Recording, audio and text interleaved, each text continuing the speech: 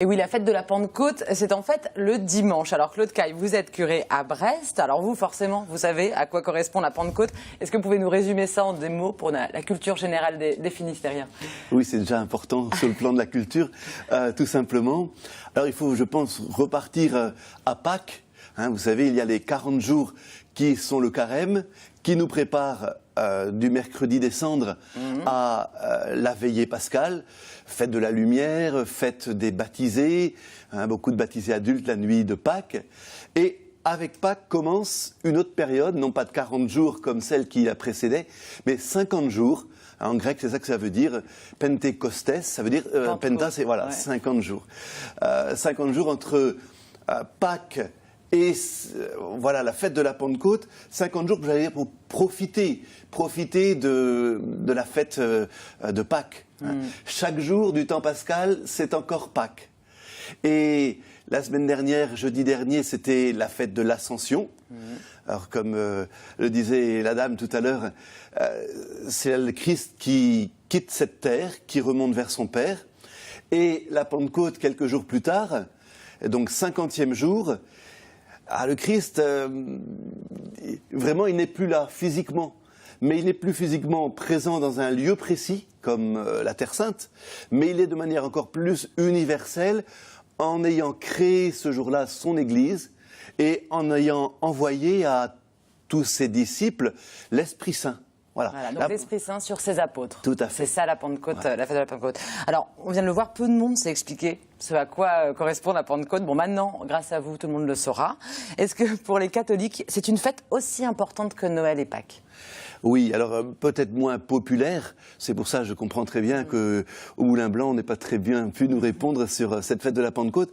Mais même si elle est moins populaire, c'est sûr, Noël, avec toute la poésie de Noël, Pâques, pareil, toutes ces églises dans le noir, avec un cierge, chacun avec son petit cierge, hein, le Seigneur qui vient éclairer nos propres ténèbres, nous donner des lumières, nous donner des réponses. Et la Pentecôte, un peu moins, c'est sûr. Elle a peut-être été un peu moins commercialisée aussi par rapport à Noël et Pâques qui ont quand même aujourd'hui très récupéré par les commerçants et tout ce qui s'ensuit. Tout à fait. La Pentecôte, finalement, on s'offre. Ce jour, on fait des petits gâteaux en forme de langue de feu ou quoi, je ne sais pas, peut-être que ça marchera aussi. Hein. Mais c'est un truc à lancer. Voilà.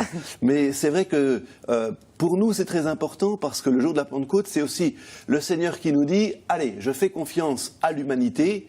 Moi, je m'en vais, je retourne auprès du Père, je reste avec vous tous les jours, hein, jusqu'à la fin du monde, mais je crée cette Église. Et depuis 2000 ans, l'Église est là. L'Église, c'est le corps du Christ vivant, c'est ce corps... C'est quand même le début de l'Église. Voilà, c'est le début de l'Église. Alors, les autres fêtes religieuses que vous avez, qu'on a abordées à la fois dans le micro-trottoir et que vous nous avez parlé, l'Ascension et l'Assomption, c'est des fêtes aussi importantes parce qu'on pense souvent, donc Noël, Pâques, hein, vous les avez évoquées. Est-ce qu'il y a du monde dans votre église ces jours-là? Pour les croyants, les catholiques croyants, c'est important. Déjà, on a beaucoup de chance, c'est vrai, ici à Saint-Louis de Brest et dans les églises du centre-ville, de l'ensemble paroissial, il y a du monde déjà le dimanche, même en semaine, et à chaque fête religieuse, ça c'est certain. Mais l'Ascension, oui, parce que l'Ascension, on sent bien que les gens ont vécu spirituellement l'attente de Pâques, le carême, mais aussi ont vécu spirituellement et de manière belle et forte cette période entre Pâques et l'Ascension. Le Christ s'en va, mais ils sentent bien qu'il y a une nouvelle responsabilité. C'est pas le Christ qui va aujourd'hui parler aux gens, leur annoncer la bonne nouvelle, leur dire les merveilles de l'Église. Ce sont ces chrétiens qui maintenant ont cette responsabilité.